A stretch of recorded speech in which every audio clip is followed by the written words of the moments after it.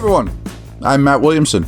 It is midweek. It is time to lick our wounds from 2 straight losses, right the ship, move on to Vegas, who isn't a very good football team. We will dig into them heavy the next 2 days, but at midweek here, I want to take your questions, many of which were focused around several of the same things to talk about. And the thing that was asked most, so I'm going to lump them together, is basically if the Pickens situation is toxic or broken and can't be fixed, could he be part of a deal for Davante Adams? Now, in a way, this reminds me of San Fran wanted Pickens in the Ayuk situation, which doesn't solve your problem in that you need another receiver. You're just swapping things out. However, if he's, contracts happen quick, especially for non-first round picks. And if you don't intend on re-signing him because it's a character conflict, you don't like the way he handles himself, his maturity, loafing on routes, all of which is very possible. You did trade Antonio Brown to the Raiders. They took them, that organization took on not a similar problem, but a malcontent wide receiver that you deemed had to go. And I think you could recoup a pick in that deal. I think, because Pickens is cheaper, he's younger, I would think you'd get a pick back for Pickens straight up for Adams. And Adams is certainly more reliable today, in terms of I need to get open on 3rd and 7 and I'm putting it up on the scoreboard where I'm going with the football. It's going to Davante Adams. So I think there's something to at least explore there. However, I don't think you could be done then. That doesn't really fix your problem. It would be interesting. It would change the dynamic. He's a different style receiver. He's certainly more consistent. Maybe it's better for your locker room. Yeah, I don't think you would sit Davante Adams when you're in two wide receiver sets. But I also don't want to be like, okay, let's make that deal and then go trade for DeAndre Hopkins or Christian Kirk or another expensive veteran. You know what I mean? Because that's the type of guys you'd get at this point. And then why not just do that instead of Adams? So I think there's something to talk about here. My hunch is they want to get Pickens right, that it's not, this is so toxic, he has to get out of here. And I don't even know if you'd get a pick back or not. I tend to think so. And remember, you do lose a pick, probably a 4th, almost 100% likely a 4th, to the Bears in the Fields deal. So it'd be nice to recoup something of that nature.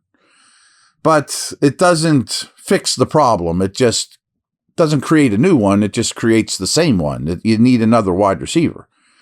But I don't think it's the worst thing I've ever talked about. You know what I mean?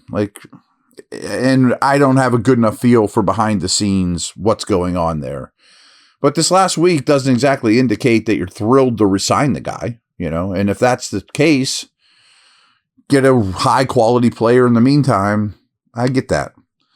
The other question, of course, was, Matt, would you start Fields or Wilson? And I do think this will be the week that Wilson is actually truly healthy and no restrictions. And I've been really impressed with Fields, but I would play Wilson. And I very much understand both sides.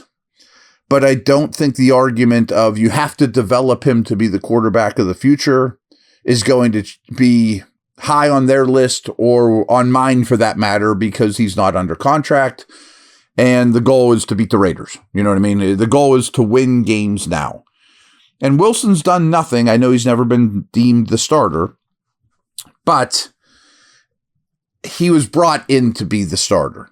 And everything that he's done on and off the field in black and gold has been NFL starter-like. Now, we haven't seen a lot of it on the field, but I think that's the move to make. And that's not a knock on Fields, who has been very valuable as a runner. Obviously, that's what he does better than Wilson. but it hasn't been an unbelievable asset either. I mean, frankly, they've been a little hesitant to call design runs with Fields, and you could still bring Fields in for a package or two and be more aggressive with that, with Wilson as the starter, or certainly with Wilson healthy. And Fields was frankly a much more dynamic, explosive, better runner in Chicago than Pittsburgh, which I think he still has that club in his bag. I just think we haven't seen a lot of it. I mean, he used to break off 80-yarders and, run past people. We haven't seen a lot of that. But he also, and it was very apparent in this last loss to Dallas, threw 6 deep balls, missed them all. But Wilson's a very, very good deep pass thrower. I mean, and the other thing Wilson excels at is throwing touchdowns and throwing from the red zone, which has been a problem and is not a Field strength. So you brought him in to be the starter. Frankly, I just want to see what it looks like with him. And I know that's not the most technical of answers, but I think that's a move I would make right now. Of course, they're not consulting me, mostly because of the deep game, the command of the small things, snaps, pre-snap penalties, getting plays in and out, and red zone passing. And I just want to see it. So again, I'm pretty happy with Fields, and I would certainly consider him as a long-term option, even if he doesn't play another snap for the Steelers. But I would make the move to Wilson after 2 losses. This episode is brought to you by BetOnline, the world's most trusted betting platform and your number one source for everything football.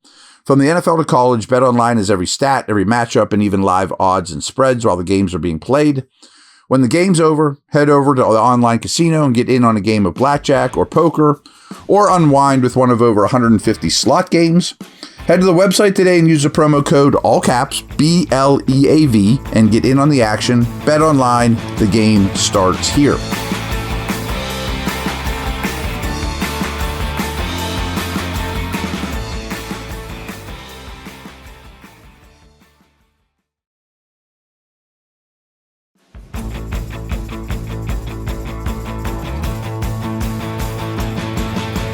Another topic several of you brought up that I've been meaning to talk about is Jaylen Warren. I'm not saying Najee Harris is shot, but he can't really get to the edge well enough on those zone stretch plays. And though they're different and ask different things, I think Warren, when right, is the better football player. And I'm not benching Najee, and Cordell Patterson's in the mix. But if and when, and I think it's going to be soon, Warren is truly back, I think I am making him the feature back. And part of this, and there's a question that stems off this too, is Timothy Hemis asks, is a new zone blocking scheme really difficult to learn? Or is it more about the constant musical chairs that have been played on the O-line? So these go hand in hand. In that I'm a little disappointed in Arthur Smith that he didn't keep more pulling, trapping, weaponizing your offensive lineman run principles from last year that worked so well during the second half of the season. I'm kind of getting the hunch that this is the way I run the football, and you either adapt or we'll find someone that does. And that's why we brought in Cordell Patterson. That's why we didn't pick up Najee's 5th-year option. Get used to it, kind of bullheaded. And I don't like that from any coaching perspective, because these are the ingredients we've given you. If you can't bake a cake out of it, then that's your fault, And if big picture thinking, you want to run your stuff, fine. We don't pick up Najee's option. He's not good at outside zone. But run some of the old stuff this year. You know what I mean? Make it a gradual process, not just this is what we're doing, even though you're bad at it. And I think Warren would be much better at it. But back to Timothy's question, the answer is it's much harder to learn and rep zone blocking, because the short of it is it's 5 massive human beings moving as one, hippos synchronized swimming, where they all have to have a feel for one another. They're all moving to the right. The tackle and guard take on a defensive end and have to know who and when they go to the next level while they're moving their feet on the run. A lot of timing and continuity involved. the best zone blocking teams have a lot of timing and continuity involved. And any O-lineman you talk to or anyone in the business will tell you it can be deadly, but it's going to take time. And I don't think their ball carriers are great for it, namely Najee, who's been the main guy because of injuries. And all the shuffling on the O-line, as well as young offensive linemen, have greatly hindered it as well. So that's not great. I mean, I don't think it's changing just because I want to see more trapping and pulling and things like that. I don't think it's going to change. But I would love, and I am excited, and I'm not saying I'm benching Najee. I just think it's easy to forget how good Warren was. He's good in protection. He's hard to bring down, that low center of gravity. He's explosive. He's a really good receiver. Like, I would want to feature him as soon as he's ready. It's true, though, asks, is there any process in place regarding replay challenges other than Tomlin's emotions, how he sees players reacting, and what he sees on the Jumbotron, including in road stadiums? I don't know, but whatever they're doing needs reevaluated because it seems like year after year, they're bad at challenges.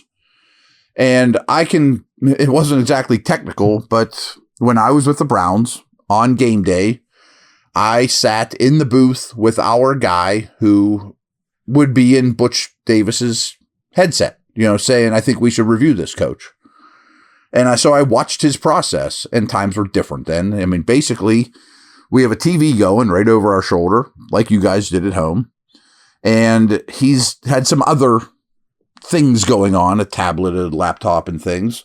And his whole job on game day was to be that guy. I know that's not super technical. I know it's not the answer to your question. I don't know how the Steelers do it.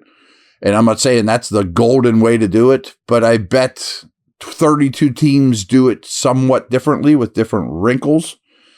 And maybe they should go ask coaching, ask their other buddies in coaching, how do you guys do this? Because it's not great.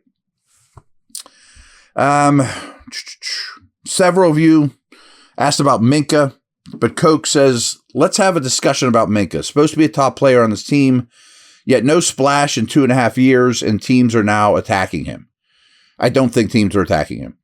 I don't think he's any bit of the problem. I think he's a tremendous player who's in his prime, who makes those around him better, which is rare in this league. Now, your point about splash is undeniable. He has not made the big plays that we got so accustomed to seeing when he burst on the scene. And frankly, a little of that was unsustainable. I mean, it felt like he was taking a pick six to the house every week when he got here from Miami.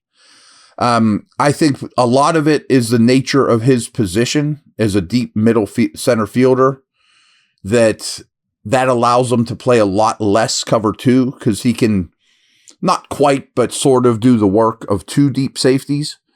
So in turn, he's not going to be around the ball a ton. But we saw some of this past week where he would creep down and play man coverage on Ferguson. I mean, clearly their number one goal in that game was take away Lamb and then don't let Ferguson beat us too bad. And if the Tolberts of the world rip us up, we have to live with it. And the Tolberts of the world ripped them up and they lost. But I do think you will see probably a little more of that with KZ as your deep middle in those instances. Elliott's really, really good and he can play deep middle, but I don't think that's what you want him to do. And he's very valuable in other regards. So I think it's time just to give Minkah a break. I think someone, I forget who, somebody big in the media said, man, Minkah's a problem. And a lot of these, getting picked on. Oh, it was Collinsworth. I mean, and I'm not calling him out, but if you watch the tape, he is shaded heavily to CeeDee Lamb's side, and they throw the opposite side to Tolbert. Yeah, he didn't get from the numbers all the way across to the other side of the field or the hash or wherever he lined, the left hash all the way to the right sideline and break it up. Well, yeah, that's why Dak threw it there, because he's taking away, he was part of taking away CeeDee Lamb, which was priority number one. That was the biggest job that he did in this game, as well as some Ferguson stuff. The other guys have to deal with Tolbert and the others. It's not picking on Minkah.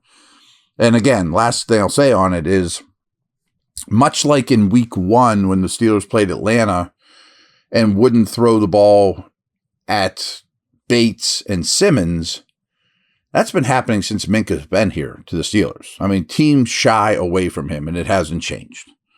So there you have it. We'll dig into the Raiders. The last two teams weren't super exciting to dig into. This one's worse, I'll be honest with you. It's a game they absolutely should win, but I said that 2 weeks in a row now, and I've been 0 for 2. So we shall see, but they're not a real dynamic, great matchup type of team in Vegas. All right, take care.